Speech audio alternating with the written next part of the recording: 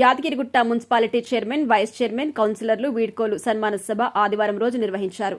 ఈ కార్యక్రమంలో తెలంగాణ రాష్ట్ర ప్రభుత్వ విప్, ఆలేరు ఎమ్మెల్యే బీర్ల ఐలయ్య ముఖ్య అతిథిగా హాజరై మున్సిపల్ పాలక వర్గాన్ని శాల్వాతో సన్మానించి అభినందించారు.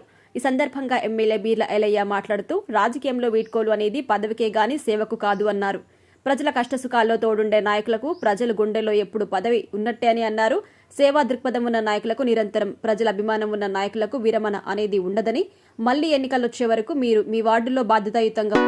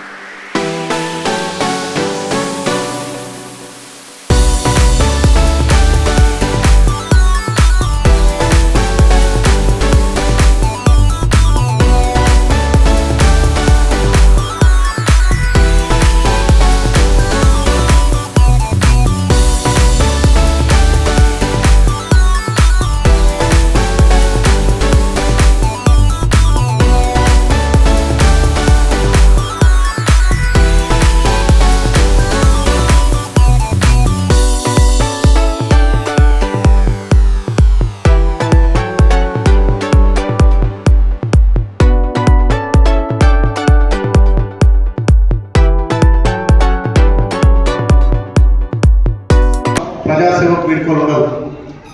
మీరు ఏదైతే సేవా దృక్పథంతో పనిచేస్తుంటే ప్రజల గుండెలో మీకు ఎప్పుడు పాల్గొన్నట్టునే భావిస్తాం. కాబట్టి ఈ గడిచిన 5 ఏళ్ల కాలంలో ఎన్నో మంచి చెడు జరిగినప్పటికీ ఒక దురదృష్టం మనకు 2 సంవత్సరాలు కరోనా రావడం, దానివల్ల కొంత అభివృద్ధి కుంటుపడడం అది ప్రపంచవ్యాప్తంగా జరిగింది. కాబట్టి యాదగిరిలో కరోనా సమయంలో కూడా ప్రతి వార్డులో మీరు స్పందించే తీరు, మీకు మున్సిపల్ సిబ్బందికి అదేవిధంగా చాకచక్యంగా మీ కమిషనర్ కూడా ఎప్పటికప్పుడు మీకు అన్ని వార్డులో అభివృద్ధి విషయంలో కీలకంగా వచ్చినటువంటి కమిషనర్ కూడా నిజంగా ప్రత్యేకంగా ధన్యవాదాలు తెలియజేస్తూ, పదవి ఉన్నా లేకున్నా ప్రజల గుండెల్లో మీరు ఎప్పుడు ఉండాలనే ఆకాంక్షతోటి రాజకీయాల్లో పదవికి విరమణ ఉంటుంది, కానీ ప్రజల మనసులో మీకు విరమణ ఎప్పుడు ఉండదు.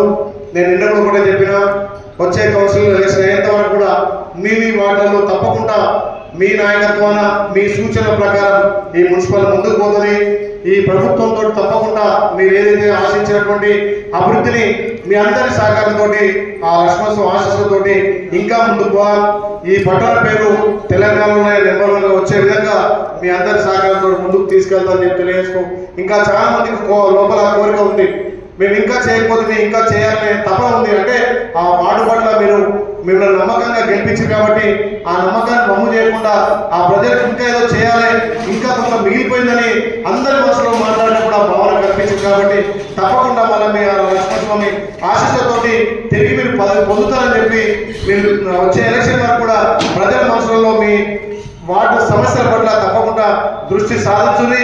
మీరు ఇలా పదవి వీడ్కోలు అయినా సరే మీరు ప్రజల మనసుల్లో ప్రజల గుండెల్లో మీ వార్డులో అభివృద్ధి విషయంలో కానీ అక్కడ సమస్యల విషయంలో కానీ నా దృష్టికి ఎప్పటికప్పుడు తెస్తే తప్పకుండా ఈ ప్రభుత్వం నుంచి ఈ పుణ్యక్షేత్రం ఎంతో మంది భక్తులు రాష్ట్రం నలుమూల నుంచి చూస్తారు. కాబట్టి వాళ్ళకి అందించాల్సిన సేవలు కానీ వాళ్ళకి అందించాల్సిన సదుపాయాల్లో మనం ముందుండాలి. అప్పుడే మన మున్సిపాలిటీ పేరు ఇలా దేశవ్యాప్తంగా ప్రసిద్ధిగాంచినటువంటి పుణ్యక్షేత్రం. కాబట్టి దాంట్లో ఇంకా కూడా మీరందరూ కీలకంగా ఉండాలి, కీలకంగా వివరించాలని తెలియజేస్తూ నాకు 1 గంటగా ఇక్కడ సైదాపూర్ అభివృద్ధి విషయంలో పార్టీల ఖచ్చితంగా కూడా మన పట్టణాన్ని అభివృద్ధి చేసుకుందాం.